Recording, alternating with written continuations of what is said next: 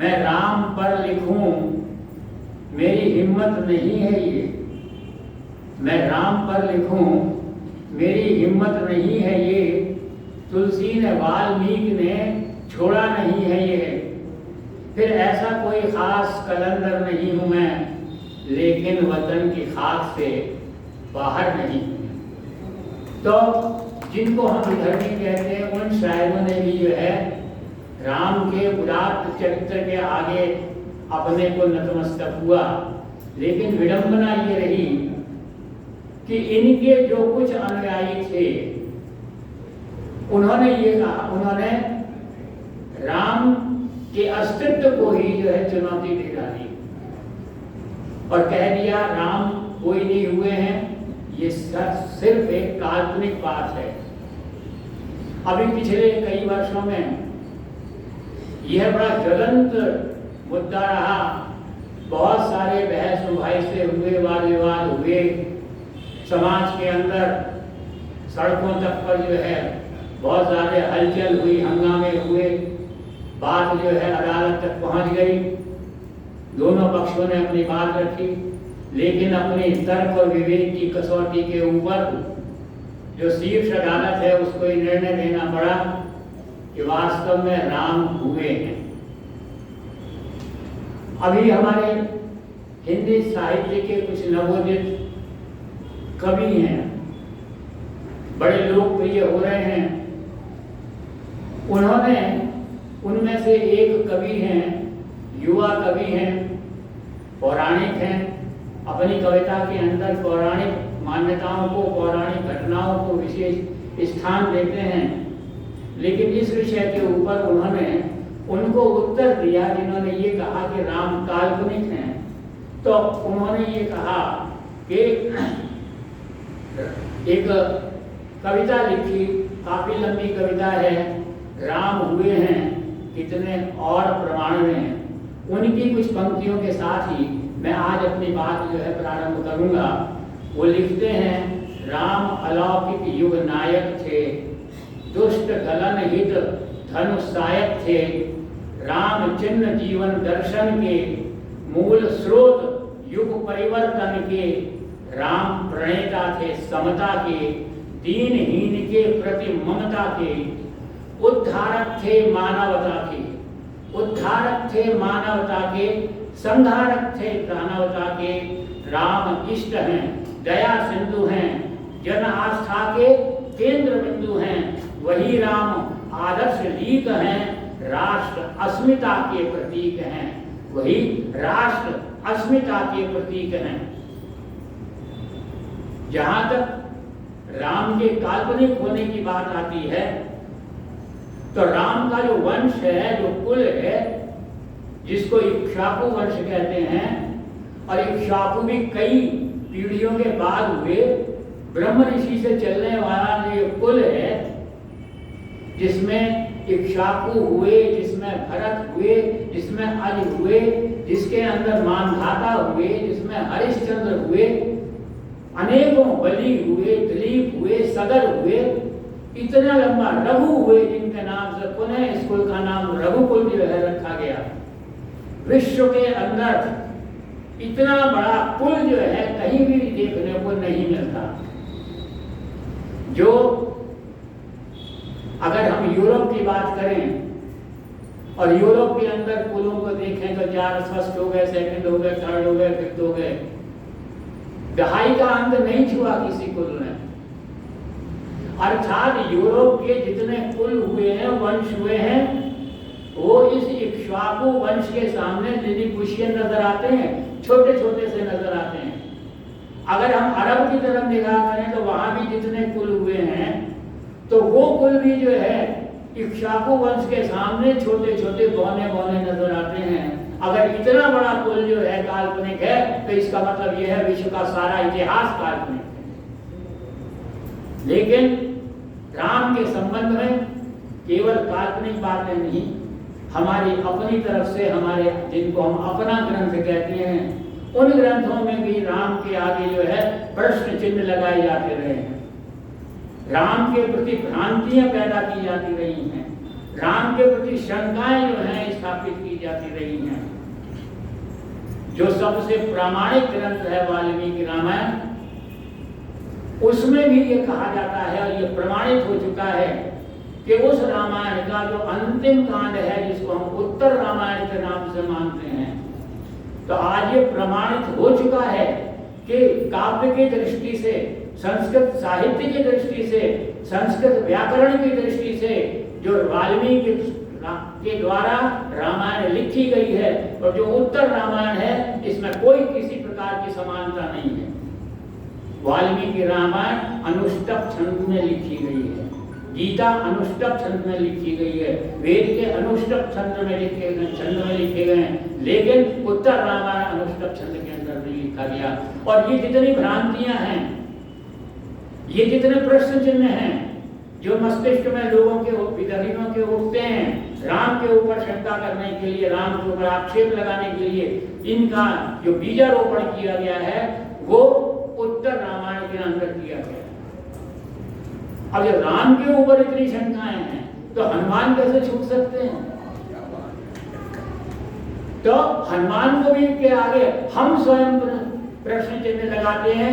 कल जब हनुमान जयंती मनाई गई, बेंगलोर के जितने मंदिर से सजे हुए थे, लेकिन उन मंदिरों में जो हनुमान का रूप था, जो हनुमान की तस्वीर और मूर्ति थी, वो एक मनुष्य की मूर्ति भी नहीं थी। जिक्र आता है रामचंद्र जी का, जब वनवास जाते हैं, उनके साथ किनको साथ लिया? उन्होंने भीलों को साथ लिया, उन्होंने नागों को साथ लिया, उन्होंने वानरों को साथ लिया। हमारे धर्म ग्रंथों के अंदर मिलावट की गई और इन सबको जो है जानवर बना दिया गया। भील एक जानवर है, हमारे राजस्थान में भील एक जाति है। हमारे यहाँ एक कांग्रेस की बहुत बड़ी नेता हुई जो अनेकों सेशंस तक, अनेकों सत्रों तक राजस्थान के कांग्रेस सरकार के अंदर जो है वो उच्च पद के ऊपर एक महत्वपूर्ण विभाग की जो है वो कैबिनेट मंत्री रही और उनका नाम था कमला भील। और अच्छे व्यक्तित्व की नारी थी, स्त्री थी। राजस्थान में एक एग्रीकल्चर यूनिवर्सिटी है, उसके वाइस चांसलर थे डॉक्टर नाग। वेटरनरी साइंस के अंदर और दूसरे स्थानों के ऊपर कॉलेजेस के अंदर प्रिंसिपल्स हुए हैं, प्रोफेसर हुए हैं। एक आईपीएस अधिकारी थे जो अपने नाम के आगे नाग लिखते थे। क्या वो नाग फुंकारने वाले नाग थे? इसी प्रकार से हनुमान जी को वानर कहकर बंदर बना दिया गया। उनकी शक्ल जो है वो बंदर की कह दी गई, साथ में उसको पुष्टि प्रदान करने के लिए उनकी पूंछ लगा दी गई।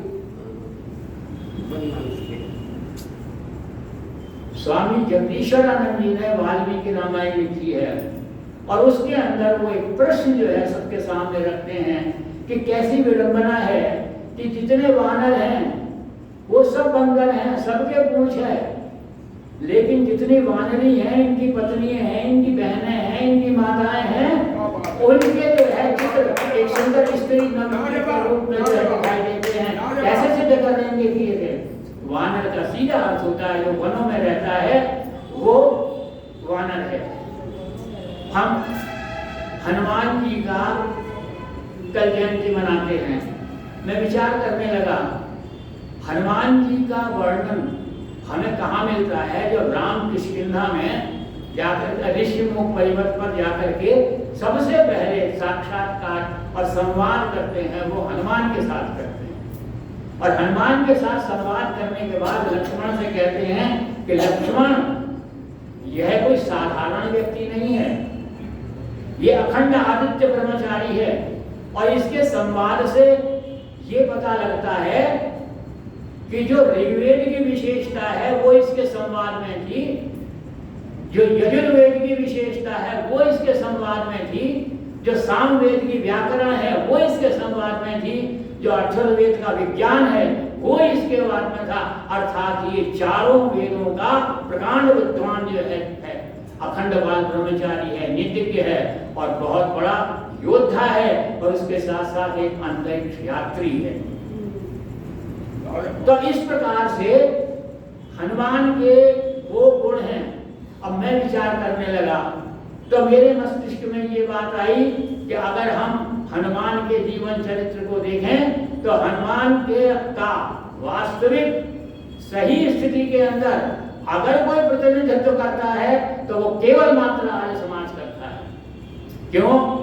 क्योंकि आर्य समाज का नियम है वेद सब सत्य विद्याओं की पुस्तक है, और हनुमान जो है वो चारों वेदों के ज्ञाता थे, प्रकांड विद्वान थे। हनुमान के बारे में कहा जाता है कि हनुमान जो है, अब जो आक्षेप लगाते हैं जिसपे विधर्मी प्रश्न चिन्ह करते हैं कि हनुमान जी ने क्या किया, छोटे से बालक हनुमान ने सूरज निगल लिया। अब आप बताइए हनुमान जी कितने क्षेत्रफल को घेरेंगे? 1 स्क्वायर मीटर क्षेत्र घेर सकते हैं, 2 स्क्वायर घेर सकते हैं, 10 स्क्वायर मीटर क्षेत्र के अंदर। और पृथ्वी का क्षेत्रफल कितना है और पृथ्वी का व्यास डायमीटर कितना है और पृथ्वी से सूर्य की दूरी कितनी है, किस प्रकार से जो है वो उसको कर सकते हैं।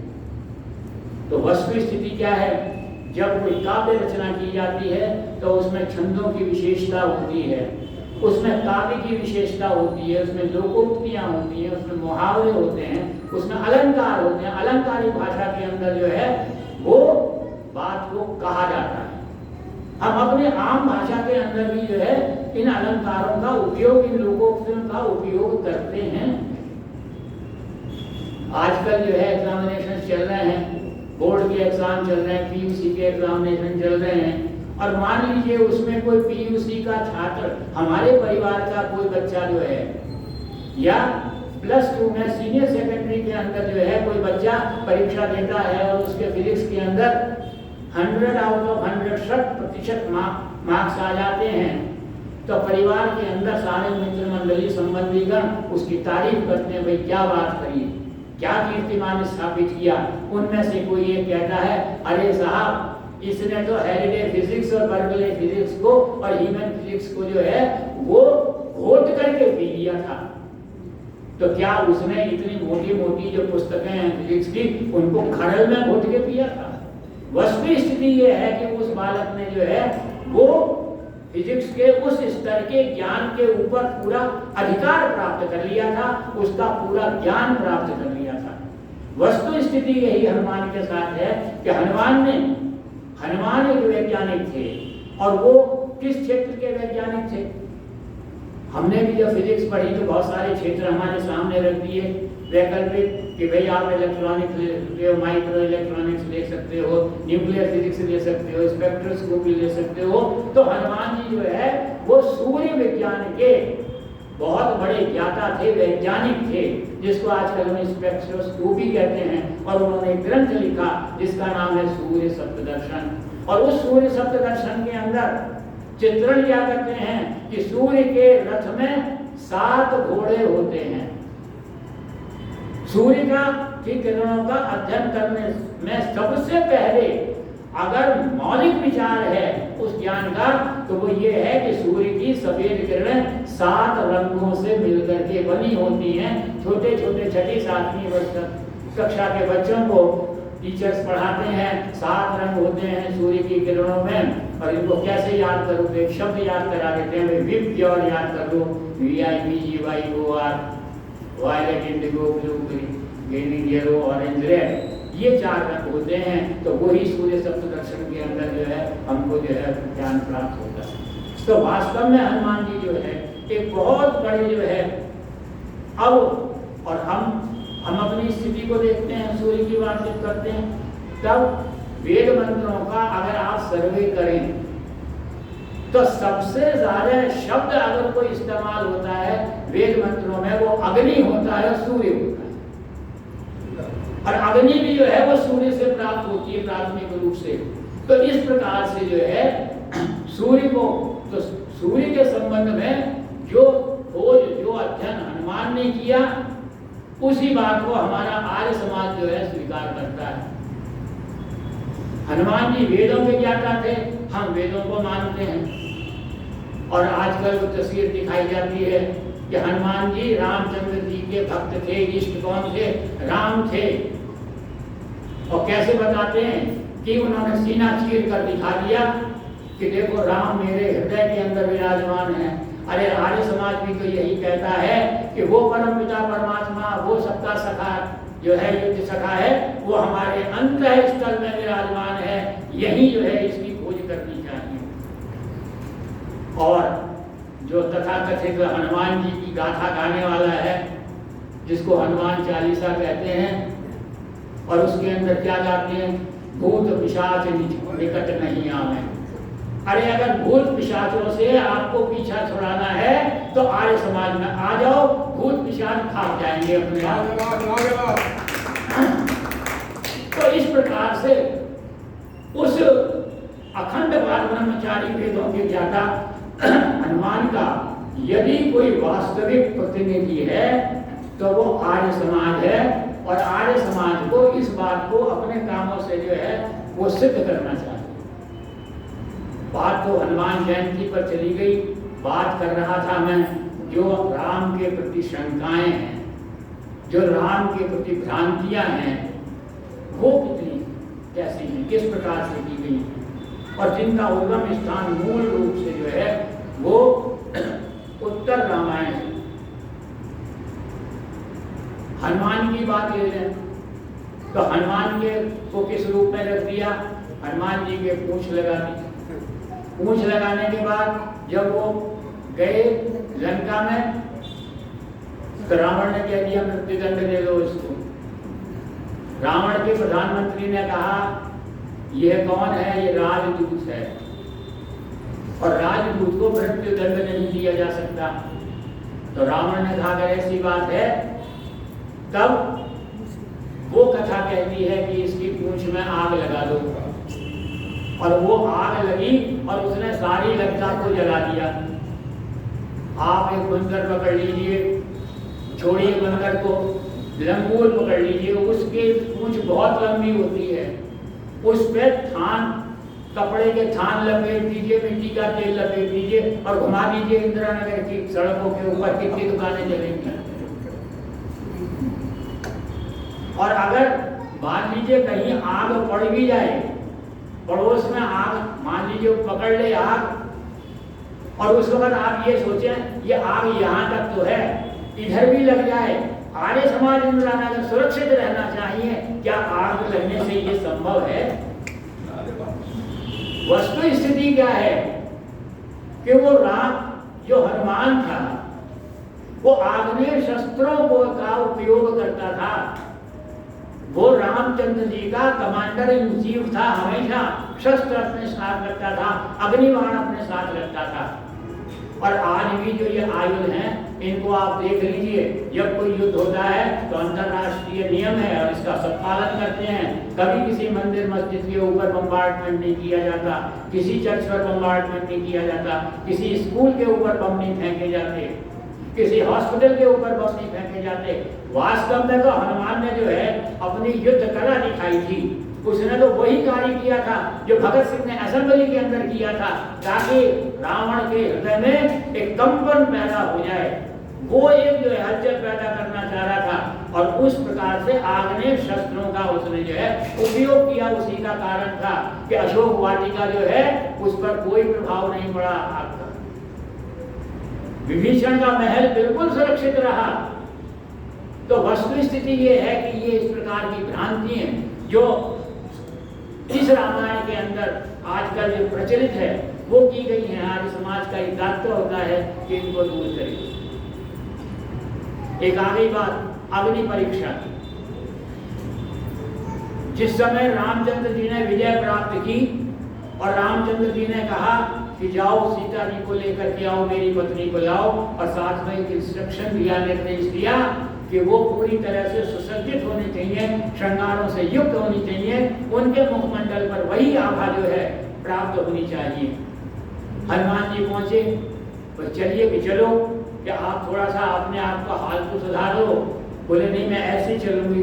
बोले नहीं, राम जी ने जो है ये अपेक्षा की है कि आप सही ढंग से श्रृंगार युक्त होकर के चलें। सीता ने अपने पति की जो है बात को स्वीकार कर लिया और वहां पर पहुंच गई। अब जब वहां पहुंच गई तो प्रत्येक रामायण इंक्लूडिंग वाल्मीकि रामायण जो है ये कहती है कि जिस समय राम के पास पहुंची सीता जी तो रामचंद्र जी ने कहा, भाई बहुत सारे तुम जो है वातावरण से होकर के गुजरी हो, तुम्हारी मानसिक स्थिति क्या हो गई है इसके बारे में मुझे कोई जानकारी नहीं है, और प्रत्येक नर और नारी स्वतंत्र होता है, तुम्हारे लिए भी दसों दिशाएं स्वतंत्र हैं, तुम कहीं भी जा सकती हो। लेकिन क्रुद्ध होकर के सीता उस समय कहती हैं कि क्या आप इस प्रकार की बात करते हैं, आप ऐसे बात करते हैं जैसे कोई गंवार पति अपनी गंवार पत्नी से बात किया। और मेरे ये बात सुनकर के ये मन करता है कि मैं जो है आत्महत्या कर लूं, आग में कूद जाऊं। लक्ष्मण मेरी चिता जलाओ, चिता लगाओ। लक्ष्मण ने राम की तरफ देखा, और राम को उस वक्त जहां अपनी पत्नी का पतिव्रत जो है वो सिद्ध करना था, उसके साथ साथ समाज की जो धारणाएं हैं वो भी सही दिशा के अंदर ले जानी थी। और उन्होंने कहा, विभीषण जाओ, जो लंका के जो है चीफ जस्टिस हैं, मुख्य न्यायाधीश हैं, उनको बुला करके लाओ, और वो इस बात को सिद्ध करेंगे कि सीता की क्या धारणा है, क्या वास्तविक स्थिति है। कहते हैं वो चीफ जस्टिस आए, उन्होंने सबके बयान लिखे, पूरी अदालत जो है बैठ गई वहां पर, और अदालतों में जो होता है विभीषण के बयान लिए गए, विभीषण की पत्नी के लिए गए, विभीषण की बेटियों के लिए गए, सबके लिए गए।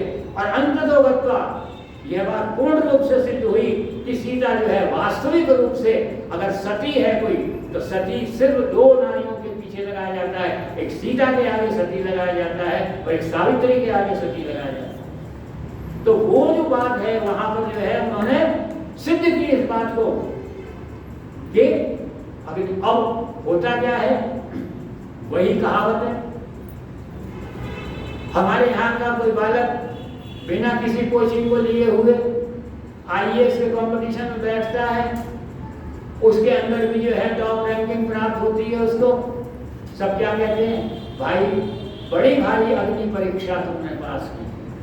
जब भी किसी बड़ी से बड़ी बाधा को हम पार करते हैं, या हमारा कोई परिवार का जन या कोई भी नवयुवक है, जब किसी बाधा को पार करके कोई नया कीर्तिमान स्थापित करता है, कोई नई उपलब्धि प्राप्त करता है, तो अमूमन मुंह से निकल जाता है कि भाई बहुत बड़ी अग्नि परीक्षा तुमने पास की। तो इनको हमने अलंकारिक भाषा को, अलंकार उनको जो है उनके लीग के फकीर, लकीर के फकीर होते हुए चले।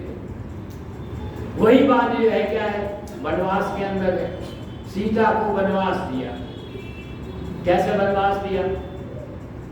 रामचंद्र जी ने कहा, लक्ष्मण सीता जी को, अपनी भाभी को, यह जो राजकीय जो रथ है इसमें बैठा करके महर्षि वाल्मीकि, क्योंकि महर्षि वाल्मीकि उस समय के सबसे विद्वान व्यक्ति माने जाते थे, इसीलिए ब्रह्मा जी ने, नारद जी ने जो है उनसे निवेदन किया था कि आप ऐसे चरित्र के व्यक्ति का जो है जीवन चरित्र लिखिए। वाल्मीकि रामायण में सारा जो है इसके अंदर लिखा गया, वहां छोड़ करके आओ। क्यों साहब, वनवास में क्या होता है? रामचंद्र जी को वनवास हुआ, राजमहल से चले, सारी प्रजा साथ थी, सरयू पर आकर के सब वापस लौट गए और कहा अब आप जानो और आपका काम जाना, किस रास्ते जाना है, किस पगडंडी जाना है, किस जंगल के अंदर जाना है, कहाँ रहना है, कैसे रहना है, क्या खाना है, इसका कोई हमें लेना देना नहीं है, तुम जानो, ये है तुम्हारा वनवास।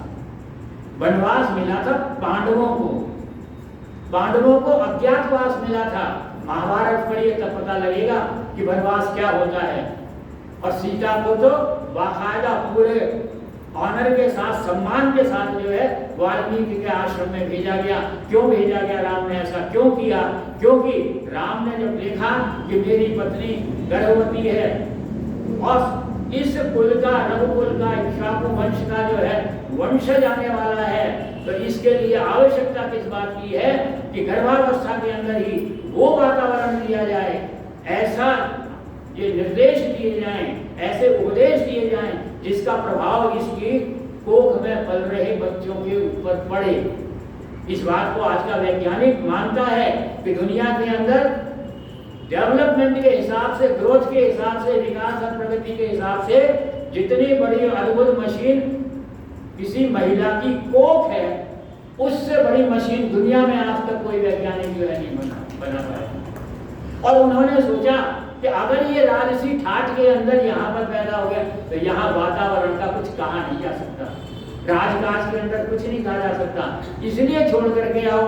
और वहाँ वाल्मीकि के आश्रम के अंदर जो निर्मल धाराएं बह रही थी, जो निर्मल वायु, सुगंधित वायु बह रही थी, जो उच्च कोटि का जो पर्यावरण था, वातावरण था, दैनिक यज्ञ हुआ करता था, संध्या होती थी, गायत्री का जाप होता था, आध्यात्मिक उपदेश होते थे, और साथ में निर्देशन किसका था? वाल्मीकि ऋषि का था।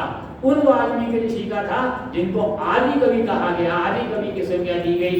उस निर्देशन के अंदर, उस कोख के अंदर जो है उनका निर्माण हुआ बच्चों का, और जब उनका वो जो है पैदा हुए, जब उनका जन्म हुआ तब उनका सारा बालकपन जो है, सारी शिक्षा दीक्षा जो है वाल्मीकि के द्वारा की गई। और साथ में कराने वाला कौन था? वो सीता थी। और सीता कौन थी? हमने आज सीता को जो है अबला के रूप में प्रस्तुत कर दिया। एक पुस्तक लिखी, छोटी सी पुस्तक, एक अंग्रेजी का राइटर है, उसने हिंदी में ट्रांसलेशन किया, मिथिला की योद्धा सीता। सीता एक योद्धा थी, एक नीति निपुण थी, वेदों की ज्ञाता थी, हर प्रकार से सर्वगुण संपन्न थी। तब दोनों ने मिलकर के उन बच्चों का जो है निर्माण किया। और बच्चों का कैसा निर्माण हुआ? जब अश्वमेध यज्ञ का घोड़ा छोड़ा गया तब उससे क्या हुआ? बच्चे थे, पकड़ लिया। और क्या हुआ? राम का और लव कुश का युद्ध हुआ। कौन से राम का युद्ध हुआ? जो वनवासी राम थे, जो आदिवासी और जनजातियों की सहायता से उन्होंने जो है रावण से लड़ाई करी, युद्ध किया। रावण कौन था? रावण रक्ष संस्कृति का नायक था, जिसका नारा था वयम रक्षामहे, हमारे अंतर्गत आ जाओ, हम तुम्हारी रक्षा करेंगे, जैसा कम्युनिज्म का नारा है एक प्रकार से आजकल। तो वो 2/3 विश्व के ऊपर रावण का आधिपत्य था। और उस रावण के उसके भाई, उसके बेटे, उसकी पूरी सेना सामने थी, लेकिन वनवासी राम ने जो है उसका वध कर दिया, समाप्त कर दिया, उस रक्ष संस्कृति का नेस्त नाबूद कर दिया। और वही राम जब राजा राम थे और अश्वमेध यज्ञ कर रहे थे, इसका मतलब ये चक्रवर्ती सम्राट थे, दुनिया भर की जो है अक्षुणी सेना उनके साथ थी, चारों भाई सेनाओं के नायक बने हुए थे, लक्ष्मण भरत शत्रुघ्न, हनुमान उनके साथ थे कमांडर इन चीफ। और इतनी बड़ी सेना होते हुए भी 2 छोटे छोटे बालकों ने इनके छक्के छुड़ा दिए उठाकर। किसका परिणाम था ये उस वाल्मीकि आश्रम का परिणाम था, उस सीता, सती सीता का जो कर्तव्य बोध जो उसने निभाया था, जो अपने कर्तव्य का पालन किया था, माता निर्माता भवती, वो माता जो है बनी, और बन करके उसने एक उदाहरण जो है संसार के सामने प्रस्तुत कर दिया। तो इस प्रकार से उसको हमने वनवास देने की बात कर दी। और उस राम के द्वारा कहा गया, जो राम ये कहता है कि मैं स्वर्ग में भी अपनी पत्नी सीता के बिना नहीं जाऊंगा, उस राम से कहलाया गया जो सीता हरण के ऊपर क्या हुआ कि राम को आता है रामायण के अंदर कि रामचंद्र जी जो है पत्थरों से पूछ रहे हैं, पेड़ों से पूछ रहे हैं, पत्तों से पूछ रहे हैं, किसी ने मेरी सीता को देखा। उससे आप ये अपेक्षा करेंगे कि वो अपनी पत्नी को वनवास देगा? लेकिन एक नीति थी, वो राम एक राजा थे, वो राम जो है शाकुब वंशज से उन्हें अपना वंश आगे बढ़ाना था, अपनी कीर्ति को, अपने शौर्य को है, अपने कुल के शौर्य को उन्हें जो आगे बढ़ाना चाहता था। तो इस प्रकार से अनेकों भ्रांतियां, अनेकों शंकाएं राम के ऊपर हैं। और इसके अंदर ये एक सुखद बात है कि इन जितनी भी भ्रांतियां हैं, जितने संदेह हैं, जितने प्रश्न हैं, इसका उत्तर कभी कोई देने नहीं आता। अगर देता है तो केवल मात्र आर्य समाज। और राम की विशेषता देखिए, राम को इतना काल्पनिक कह दिया, राम के आगे इतने प्रश्न चिन्ह लगा दिए, लेकिन आज भी दुनिया के अनेकों देशों के अंदर जो है वो राम को माना जाता है, राम को स्वीकृति प्रदान की जाती है। आज दुनिया के अनेकों देशों में राम के मंदिर हैं, आज दुनिया के अनेकों देशों के अंदर राम की कथा की जाती है। अनेकों देशों के अंदर राम के बारे में, राम के चरित्र के बारे में, राम के जीवन का जो है मंचन किया जाता है। राम लीलाएं जो हैं वो स्थापित की जाती हैं। और विश्व के अनेक देश हैं, अनेक भाषाएं हैं जिसके अंदर जो है राम की गाथा लिखी गई है, राम का चरित्र लिखा गया। कौन सी ऐसी भाषा है जिसमें राम के बारे में नहीं कहा गया? लेकिन जो सबसे ज्यादा प्रमाणित है वो वाल्मीकि का है, क्योंकि वाल्मीकि जो है वो राम के समसामयिक थे, राम के समय के थे, जो देखा वो लिखा। और इसके साथ साथ व्याकरण के, वेदों के प्रकांड विद्वान थे। और संस्कृत साहित्य में सबसे पहला अगर महाकाव्य किसी ने लिखा है तो महर्षि वाल्मीकि ने लिखा है। इसीलिए रामायण को आदि काव्य कहा जाता है और वाल्मीकि को जो है आदि कवि कहा जाता है। और उन्हीं का ग्रंथ प्रमाणित माना जाता है। और रामायण ही, वाल्मीकि रामायण ही वो रामायण है जो किसी से प्रभावित नहीं हुई, क्योंकि इससे पहले राम का नाम नहीं। और रामायण, वाल्मीकि रामायण ने ही समस्त पुस्तकों को प्रभावित किया है। उसी को आज बोध भी किया जाता है। क्यों किया जाता है?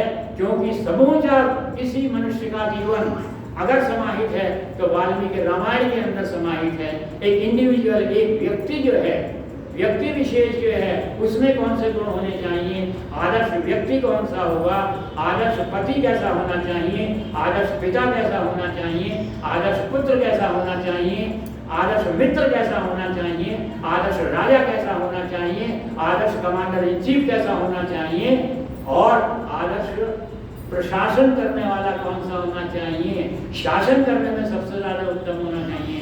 ये सारी बातें हमको वाल्मीकि रामायण में। लेकिन इसके साथ साथ एक और भी ग्रंथ है, वो ग्रंथ सबसे ज्यादा लोकप्रिय है। वाल्मीकि रामायण लोकप्रिय नहीं है, और वो है गोस्वामी तुलसीदास जी का रामचरितमानस। दोनों जो ग्रंथ लिखे गए, इन दोनों के रचने वालों की जो पृष्ठ, इनके जीवन की घटनाएं थी, वो कारण बनी इन ग्रंथों को लिखे जाने का। और इनका उद्देश्य जो है लगभग समान था। थोड़ा सा अंतर है, क्योंकि वाल्मीकि ने जो वाल्मीकि रामायण लिखी तो उसका सबसे पहला जो चैप्टर है, जो सबसे पहला कांड है, उसके अंदर जो है वो वाल्मीकि जो है अयोध्या का वर्णन करते हैं। अयोध्या कितने विकास, कितना विकास विकसित थी, कितनी उन्नति थी, कितनी प्रगति की हुई थी, कैसी उसकी जो है भवन बने हुए थे, कैसी उसकी नगर व्यवस्था थी, किस प्रकार से जो है नगर बने हुए थे, कैसे सरोवर थे, कितना सुंदर पर्यावरण था, वातावरण था, सारी बातों का, अर्थात वैदिक सभ्यता का जो वास्तविक दिग्दर्शन है, वो वाल्मीकि रामायण अपने पहले कांड में राम कराते थे कि वैदिक संस्कृति, वैदिक सभ्यता की दृष्टि से जो है इतनी ऊंची थी कि आज भी हम उसका मुकाबला नहीं कर पा रहे। आज भी हमारी गवर्नमेंट जो है ना, वो स्मार्ट सिटी की धारणा लेकर के चलती है, लेकिन अयोध्या जैसी स्मार्ट सिटी जो है वो उनकी भी कल्पना से बाहर है। और उसके साथ साथ वाल्मीकि क्या वर्णन करते हैं? वाल्मीकि वहां के निवासियों की, वहां की प्रजा का वर्णन करते हैं। क्या है कि सारे ईश्वर भक्त हैं, सारे ईश्वर की आज्ञाओं का पालन करते हैं, सारे सत्यवादी हैं, सारे संयमी हैं, सारे जीवन में सदाचार को धारण किए हुए हैं, सब परस्पर प्रेम भाव से चलते हैं, सब मेहनत करते हैं, सब ईमानदारी के साथ रहते हैं, कहीं कोई झूठ नहीं है, छल नहीं है, कपट नहीं है, ईर्ष्या नहीं है, द्वेष नहीं है। इस प्रकार से एक वास्तविक जो उत्कृष्ट कोटि की वैदिक संस्कृति है, उस संस्कृति का दिग्दर्शन जो है वो वाल्मीकि जी अपने वाल्मीकि रामायण के अंदर कराते हैं। तुलसीदास जी को देखिए, तुलसीदास जी ने बालकांड लिखा। बालकांड के अंदर सबसे पहले वर्णन क्या किया? ये बालक सामने आ गया। राम की जो बाल्यावस्था है, बाल क्रीड़ाओं का उन्होंने अद्भुत वर्णन किया। वैसे भक्ति रस के जितने कवि हुए हैं सबने अपने इष्ट जो जिनके वो भक्त थे उनकी बाल लीलाओं का ही वर्णन किया, चाहे तुलसीदास जी हो, चाहे सूरदास जी हो, चाहे रसखान हो। तो सबने क्योंकि बालक की क्रीड़ाओं को देख करके सब प्रसन्न हो जाते हैं। वात्सल्य रस जो है सबके अंदर उमड़ आता है। सुभद्रा कुमारी चौहान ने भी कविता लिखी, बचपन आजा बचपन एक बार पे। अभी ये बच्चा छोटी सी स्लेट लिए हुए जो है वो घूम रहा था और उस पर उसने क्या लाइनें खींची थी, कौन सी मॉडर्न आर्ट बनाई थी, कोई नहीं समझ सकता, लेकिन जो भी इसको देख रहा था वो मुस्कुरा रहा था, एक अतुलित आनंद प्राप्त कर रहा था, निश्चल आनंद प्राप्त कर रहा था। इसलिए तुलसीदास जी ने राम की जो है वो बाल्यकाल का वर्णन किया। कौशल्या जब बोलन जाई, ठमक ठमक प्रभु चलई पराई, दूसरी धूल भरे कनवाए, भूपति भैंसी गोद बैठाए। लेकिन और ये हमारे यहाँ सारे समाज के अंदर लोग गुनगुनाने लगे क्योंकि आनंद आता था इनको गुनगुनाने में। लेकिन स्थिति क्या पैदा हुई, गुनगुनाते गुनगुनाते यही बाल्यावस्था की बाल क्रीड़ाएं जो है वो स्थिति प्रार्थना और उपासना बन गई। मंदिरों में अब भी आप बसते देखे होंगे। एक बार मैं बजा था, मुझसे किसी ने पूछा, देखो कितना सुंदर भजन है, क्या रहा, ठुमक चलत रामचंद्र बाजे बैठनिया। अब इसमें कहाँ की स्तुति है, कौन सी प्रार्थना है, कौन सी उपासना है, मेरी तो आज तक समझ नहीं। लेकिन तुलसीदास ने उसी बाल्य लीला के वर्णन के अंदर जो है आजकल के बालकों के लिए और आजकल के माता पिता के लिए एक निर्देश दिया है। वो देते हैं कि देखो रामचंद्र जी ये तो करते थे, लेकिन साथ में तुलसीदास जी ने क्या लिखा, गुरु गृह गए राम रघुराई, अल्पकाल विद्या सब आई। तो गुरु गृह गए, पहली बात गई कि गुरु गृह में जाएगा, जो बच्चा गुरुकुल में पढ़ेगा उसका सर्वांगीण विकास होगा, ऑलराउंडर डेवलपमेंट उसका होगा उसका। तो पहली बात तुलसीदास जी ने यहीं पर स्पष्ट कर दी। और दूसरी विद्या पाई। विद्या क्या होती है, हमारे यहाँ विद्या की क्या परिभाषा है, सा विद्या या विमुक्ति, धर्म के अनुसार आचरण करने के लिए जब मुक्ति की ओर आप चलेंगे तो वो जो सारा ज्ञान है प्राप्त करेंगे उसको विद्या कहते हैं, वो वास्तविक विद्या है। तो उस विद्या को, और वो सा विद्या या विमुक्ति क्या है, धर्म का अंश। तो धर्म में क्या है, ये भौतिक जीवन नहीं छोड़ना, ये परिवार नहीं छोड़ना, ये समाज नहीं छोड़ना, सब में रह करके जो है सबकी उन्नति करते हुए आप अपनी स्वयं की हर प्रकार की उन्नति कीजिए, तब आपको मोक्ष का मार्ग, तब मुक्ति का मार्ग जो है मिलेगा। और विद्या प्राप्त करने से होता क्या है, तो शास्त्रकार कहता है विद्या ददाति विनयम, विनया दाति पात्रता, पात्रता धनाप्नोति, धनात् धर्मं तत्सुखम्। अर्थात विद्या क्या करती है, विद्या से विनय पैदा होता है। तो राम ने वो विद्या प्राप्त की जिससे राम विनयशील बने, और विनयशील बनने से क्या होता है, तब नीतिकार लिखता है अभिवादनशीलस्य नित्यं वृद्धोपसेविनः चत्वारि तस्य वर्धन्ते आयुर्विद्या यशो बलम। जो अभिवादनशील होता है, जो नित्य बड़ों की सेवा करता है, उसकी रोज 4 चीजें बढ़ती हैं, आयु विद्या यश बल। और उस विद्या को प्राप्त किया किसने, राम ने। इसलिए तुलसीदास जी ने आगे चल करके लिखा, प्रातः काल उठ के रघुनाथा, माता पिता गुरु नाम ही माता। प्रातः काल उठते ही राम क्या करते थे, अपने माता पिता गुरु जितने भी बड़े हैं उन सबके चरण स्पर्श करते थे। और अल्पकाल विद्या पाई। विश्वामित्र जी गए दशरथ के पास कि मेरे यज्ञों को का विध्वंस किया जा रहा है, मुझे राम को दे दो। क्यों राम को दे दो, वाल्मीकि रामायण में लिखा गया है कि जिस समय विश्वामित्र जी दशरथ के पास गए थे उस समय राम की उम्र जो है 15 वर्ष थी। अर्थात 15 वर्ष की आयु में राम ने समुचित विद्या ग्रहण करके कर्म क्षेत्र के अंदर जो है प्रवेश कर दिया। और जब विश्वामित्र के आश्रम के अंदर गए तब वाल्मीकि ऋषि जो है वर्णन करते हैं कि क्या करते हैं, विश्वामित्र आवाज देते हैं, हे कौशल्यानंदन, हे रघुपुत्र, हे नरशार्दूल, राम लक्ष्मण उठो। दूसरा प्रहर समाप्त होने वाला है, ब्रह्म मुहूर्त प्रारंभ होने वाला है, नित्य कर्म से जो है निवृत्त हो। और राम और लक्ष्मण सारा आलस्य त्याग के तुरंत उठ जाते हैं, नित्य कर्म से निवृत्त होते हैं और सबसे पहले गायत्री का जाप करते हैं, संध्या करते हैं, अग्निहोत्र करते हैं, फिर जितने भी बड़े हैं उन सबके जो है चरण स्पर्श करते हैं। तो इसको धारण किया राम ने, इसीलिए जो है आयु विद्या यश बल राम ने जो है पूरी स्थिति के अंदर जो है प्राप्त की। और कर्म क्षेत्र में जब पैदा हुए तो उतरे, प्रारंभ किया तो सबसे पहला काम क्या था, विश्वामित्र के साथ गए। जब विश्वामित्र के साथ गए तो क्या किया, तो उस समय राम का अपने कर्म क्षेत्र का जो पहला व्यक्तित्व हमें दिखाई देता है, वो राम हमको एक यज्ञ रक्षक के रूप में दिखाई देता है।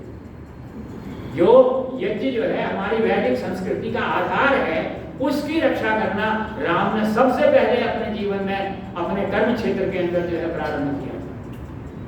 विश्वामित्र के साथ गए, कहाँ गए, उन सीता के वहां गए, जनकपुरी गए, वहां पर उनका विवाह हुआ।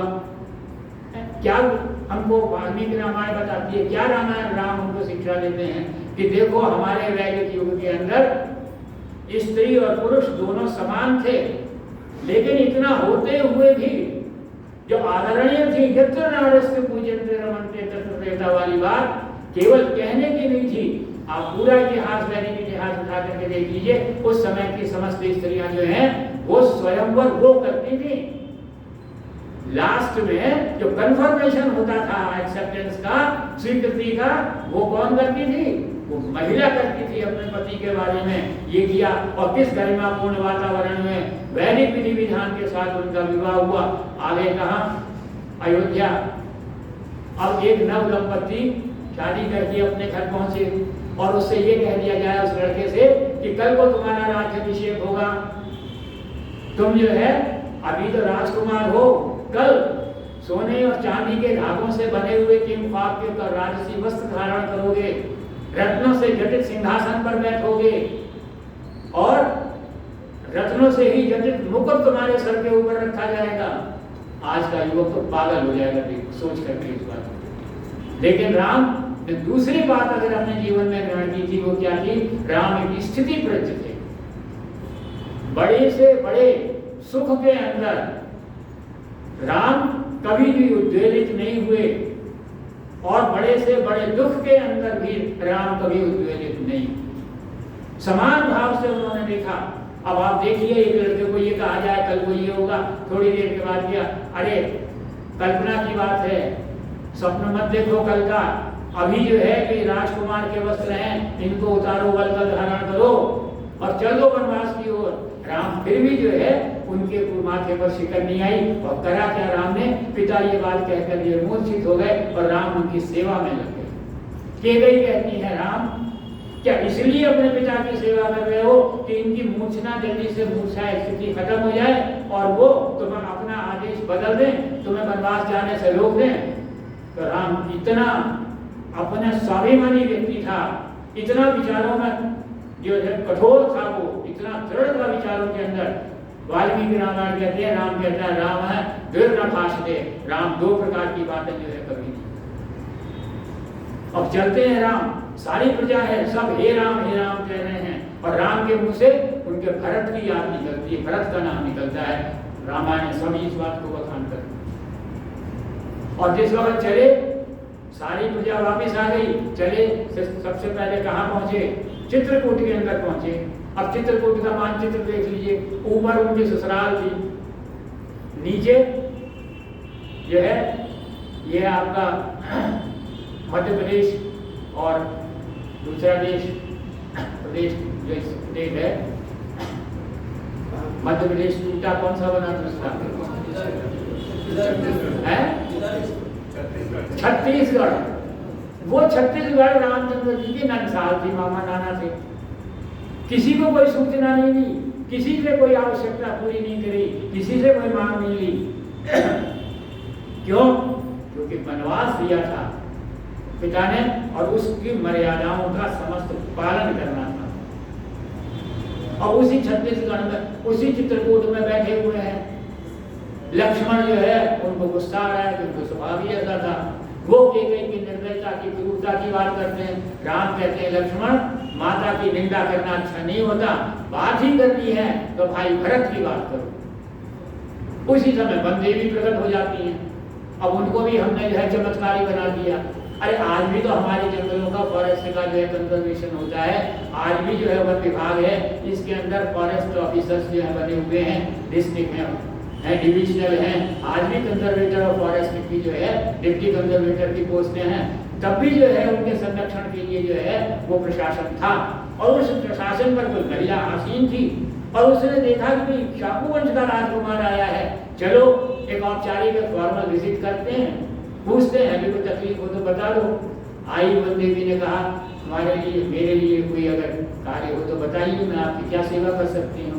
तो राम ने कहा हाँ एक काम है जो आप कर सकते हैं कि क्या कि मैं जिस रास्ते से चलकर यहाँ पर आया हूँ, मैं चाहता हूँ कि आप अपने जो आपके सहयोगी हैं, अधीनस्थ हैं, आपके जो सर्विस करने वाले हैं, उनसे ये रास्ता साफ करा दीजिए, कोई भी कांटा नहीं रहना चाहिए। तो वन देवी पूछती है आप तो आ गए, अब कांटे हो या ना हो आपको क्या लेना देना है। तो बोले है लेना देना, जब भरत ढूंढता हुआ आएगा मुझे और भरत के पैर में जो है कांटा लगे, ये मुझे अच्छा नहीं लगता। तो वन देवी कहने लगी क्या आपका भाई भरत इतना नाजुक है, इतना कोमल है कि एक छोटा सा कांटा उसको विचलित कर देगा। राम कहेंगे नहीं, मेरा भाई तो वज्र से भी ज्यादा कठोर है। अगर इंद्र का जो है वज्र का अस्त्र जो है उसका प्रहार दिया जाए तब भी उसका हृदय जो है, सीना जो है वो वज्र से बना हुआ है, कोई प्रभाव नहीं पड़ेगा। तो बोले फिर क्या बात है। तो बात ये है कि जब मेरा भाई आएगा और उसके पैर में कोई कांटा चुभेगा तो उसको ये अनुभव होगा कि मेरा बड़ा भाई आगे गया है और इसके पैर में कांटा चुका है, उसको दुख हुआ है, इसलिए मैं भरत को दुख ना हो, इसलिए मैं आपसे प्रार्थना करता हूँ। आपसे ऋषिमुख पर्वत के ऊपर गए रामचंद्र, वहां से कहाँ गए, हनुमान जी की बात करते दूसरा सुग्रीव मिला, उसने अपना रोना रोया, साहब मेरे बड़े भाई ने मेरी पत्नी को जो है अपने हरम में बैठा दिया था, साहब मुझे धक्का मार के नीचे फेंक दिया अपने राज्य से। तब वहां पर राम हमको एक सत्य के वाहक दिखाई देते हैं, सत्य का ध्वज, सत्य के रक्षक के रूप में दिखाई देते हैं और बाली का वध करते हैं। अगर सीता को ही प्राप्त करना था तो बाली से जो है उनको संपर्क स्थापित करना चाहिए ना, क्योंकि बाली जो है रावण से ज्यादा शक्तिशाली था और बाली ने अपनी कांख में रावण को दबा के समुद्र में डुबकी लगा ली थी, इतना शक्तिशाली था। और बाली के एक इशारे के ऊपर रावण दौड़ता हुआ आया, लेकिन राम को तो सत्य की रक्षा करनी थी, बाली का वध किया। अब बाली ने कहा मैं बैरी सुग्रीव प्यारा क्या गुणनाथ मोहि मारा, हे आप तो यहाँ अजनबी हो, जितना मुझे भी नहीं जानते सुग्रीव को भी नहीं जानते, तो मैं दुश्मन कैसा बन गया और सुग्रीव प्यारा कैसा बन गया। तो रामचंद्र जी जो है वो उसको उपदेश देते हैं कि अनुजवधु भगनी सतनारी सुन शठ ये कन्या संचारी, इन्हें कुदृष्टि विलोके जोई नाई है कुछ पापना। प्यारे छोटे भाई की पत्नी, बेटे की पत्नी और भगनी बहन जो है वो कन्याएं होती हैं और इनको अगर कोई गलत नजर से देखता है उसको मारने में कोई पाप नहीं होता। काश राम का ये वाक्य जो है किसी भी हमारे देश की सरकार के अगर दिमाग में आ जाता और उसका पालन कर देती तो ये जो अखबार में आप रोज जो है छपते हैं, दुराचार की घटनाएं छपते हैं, बलात्कार की, हिंसा की घटनाएं, ये कहीं देखने को नहीं। तो राम इतने योद्धा के रूप में कठोर थे, सामाजिक नियमों के पालने के अंदर इतने ज्यादा कठोर थे, लेकिन राम उतने ही ज्यादा कोमल भी थे। वज्राणी कठोराणी मृदुनी कुसुमानी, फूल के समान कोमल थे। कहाँ कोमल थे, जहाँ उन्होंने देखा कि एक पुरुष एक पत्नी के द्वारा सताई गई स्त्री, उसका इतना मन का जो है मन की स्थिति इतनी हुई कि वो अनिक्षिप्त नहीं बल्कि विक्षिप्तावस्था में आ गई। तो उसको जो है मानसिक बल प्रदान किया राम ने और देखा इसी जनजाति की एक वृद्ध महिला है, मुझे उसका भी आदर करना है, वो भी मुझसे नित्यम वृद्धों भी सेवना। राम गए उसके पास, किसके पास, शबरी के पास। अब शबरी के संबंध में भी आ जाती है, शबरी ने क्या किया, राम को झूठे वेद खिलाए एक सज्जन ने पूछा क्यों भैया आपकी वैदिक संस्कृति में झूठा खाना अच्छा है खराब? तो बहुत खराब है। बोले झूठा खिलाना अच्छा है खराब? बोले नहीं। शबरी ने राम ने क्यों गलत काम किया? मैंने कहा गलत काम नहीं किया, आपकी समझ में फर्क है। हम जब छोटे बच्चे थे, प्राइमरी स्कूल में पढ़ते थे, जब आम का मौसम आता था तब डोली बनाते थे और किसी के भी पिता के पास जाते कि किसी को हमारे साथ भेज दो, आम लाने हैं, बाग से ही आम लाते थे। जाते जो हमारे साथ होता उससे कहते थे इस पेड़ का एक आम तोड़ो पका हुआ, उस आम को चखते तो खट्टा है, चलो आगे बढ़ते हैं, दूसरा पेड़ देखते हैं, तीसरा पेड़ देखते हैं। जिस आम के पेड़ के आम सबसे मीठे होते थे वो तोड़वाते थे, घर पे टोकरा भर के लाते थे और फिर खाया करते थे। अरे यही बात तो शबरी ने कही थी। शबरी के पास कुछ नहीं था, राम को देने के लिए, राम की का अतिथि यज्ञ करने के लिए, राम की सेवा करने के लिए केवल मात्र बेर की झाड़ियां थी। और उसने क्या किया, एक बेर की झाड़ी से जो है वो बेर लिया और उसको चखा, ये तो बेकार है, रसीला नहीं है, फीका है, इसमें रस कम है, इस बेर की झाड़ी में जो है अच्छा बेर है। ऐसे बेर की झाड़ियों के बेर तोड़े और अपने अतिथि के सम्मुख जो है प्रस्तुत कर दिए, उसके सामने प्रस्तुत कर दिए। हमने कह दिया, उसने झूठे कर दिए और उसने झूठे खा दिए। तो राम ने हर जगह जो है अपनी मर्यादाओं का जो है पालन किया है। राम की सबसे बड़ी विशेषता थी, जितने सहयोगी थे, जितने सेनानी थे, सबके पार के राम थे। राम को पता था कौन सा काम कौन कर सकता था और कितना सिंपल आदेश दिया करते थे। ये काम कर दो, हनुमान से कह दिया कि भाई सीता की खोज करना तुम्हारा काम है। कोई रूट चार्ट नहीं बताया, कोई ये नहीं बताया ऐसा करना वैसा करना, जैसे आजकल हमारे सरकारी कामों के अंदर होता है, इलेक्शन कराने जाते हैं, इतनी बड़ी किताब दे दी जाती है इंस्ट्रक्शन की। तो राम को विश्वास था, अगर विश्वास करना सीखना है तो राम से सीखे। और कितना बड़ा विश्वास किया, विभीषण आए, सारी सेना के अंदर हलचल मच गई, ये पता नहीं किस काम के लिए आए हैं। और राम ने बराबर वाली शिला पर पत्थर पर बैठा, आओ लंकेश बैठो मेरे पास। यह राम की विशेषता थी। रावण के दूत आए, खुफिया आई, वो आकर के पता करने लगी, पकड़ी गई। वो दो गुप्तचर आए थे, वो पकड़े गए। जब पकड़े गए तो राम के पास लाए गए। तो राम ने कहा भाई इनको नाराज क्यों होते हो, इनका स्वामी राम है, राम के सेवक है, उसकी गवर्नमेंट के एम्प्लॉय हैं और इनको ये काम सौंपा गया तो करना ही है, इन बेचारों का क्या दोष है। और कितना आत्मविश्वास था, जाओ देख लो मेरी सभा को, देख लो मेरी सेना को और जाकर के जो है अपने स्वामी से बता दो कि ये स्थिति है, फिर भी हम युद्ध करेंगे और तुम्हें कराएंगे। और उसके बाद जो है घड़ी आगे तो राम का युद्ध भी जो है वो अपने आप में जो है एक अद्वितीय युद्ध था। क्या पात्र थे अंगद, क्या पात्र दूसरे थे। और इन सब के होने के बाद जो है राम ने जो है जो अयोध्या के अंदर पहुंचे, वो सॉरी लंका में गए, ध्वस्त कर दिया साम्राज्य को। लोगों ने कहा महाराज ये लंका की सेना है, इसके आप आकर के सिंहासन पर बैठिए। तो राम क्या कहते हैं, अपि स्वर्णमयी लंका लक्ष्मण न रोचते जननी जन्मभूमिश्च स्वर्गानीति करेसी। माता की और जन्मभूमि के प्रति अगर किसी को अपनी आस्था देखनी है, निष्ठा देखनी है तो राम का चरित्र मानिए, राम के चरित्र को देखिए। और आर्य समाज का ये कर्तव्य हो जाता है, हम शिव संकल्प के मंत्र पढ़ते हैं। आज जो है आर्य समाज के अंदर ये संकल्प लेना चाहिए कि नवयुवकों के अंदर राम के मार्ग को दिखाएं, ताकि आज के नवयुवक जो हैं वाम पंथ को छोड़ करके राम पंथ को ग्रहण कर लें।